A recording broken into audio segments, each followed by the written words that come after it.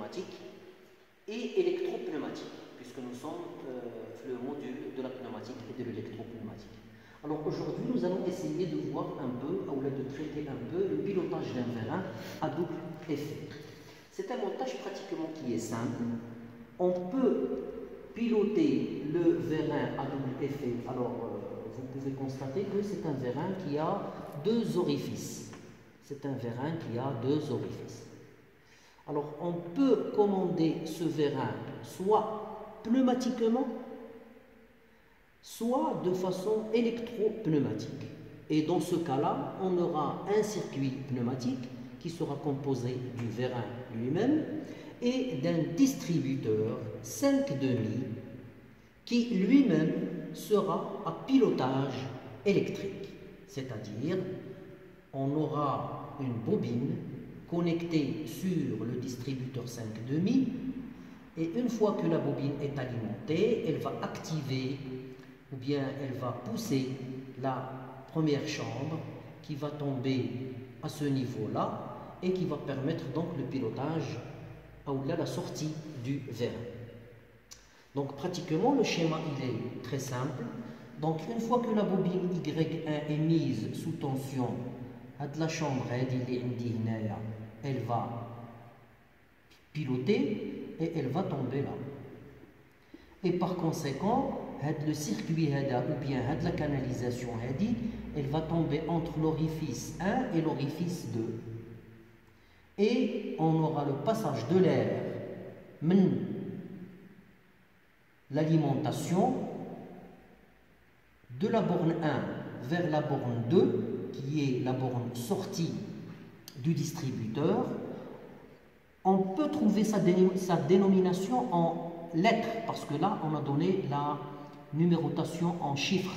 On peut trouver la dénomination en lettres, ou la sortie A, ou la sortie B. Donc, l'air va poursuivre ce circuit qui va remplir la chambre du vérin et qui va donc créer une force de sortie F et la tige du vérin va sortir.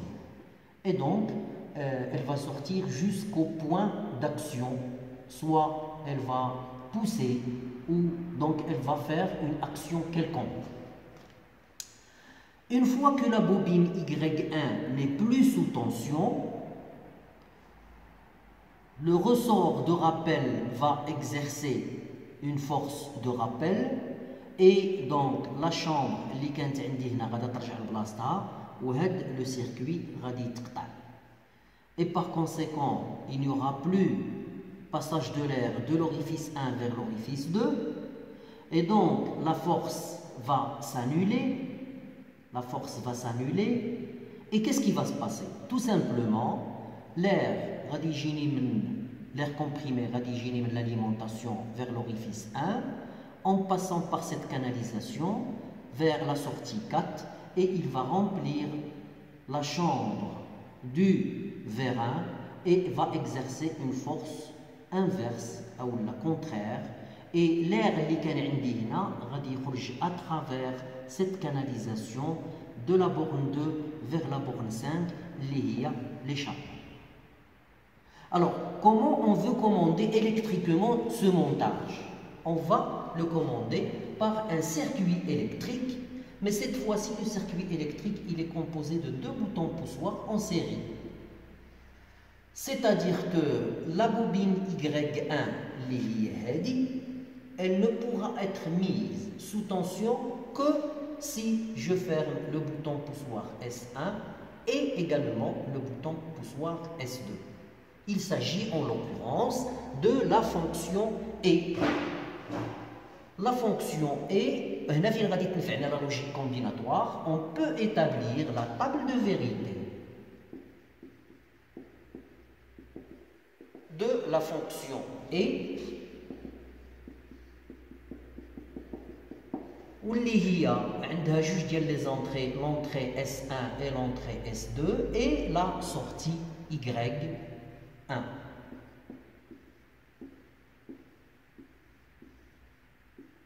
Alors pour les stagiaires qui ont déjà étudié un peu la logique combinatoire, ils savent de quoi je parle.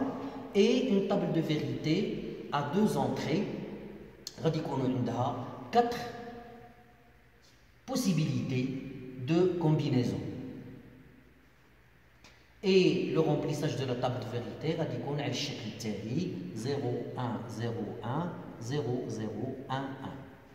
Et là, on va interpréter un peu. Si les deux boutons poussoirs sont à l'état 0, c'est-à-dire que si les deux boutons poussoirs sont ouverts, la bobine Y1 ne pourra être excitée et donc elle sera également à l'état 0. Si le bouton poussoir S2 est à l'état 1, c'est-à-dire qu'il est fermé, et le bouton poussoir S1 est à l'état 0, c'est-à-dire ouvert, la bobine ne pourra pas être excitée et donc elle sera égale à 0.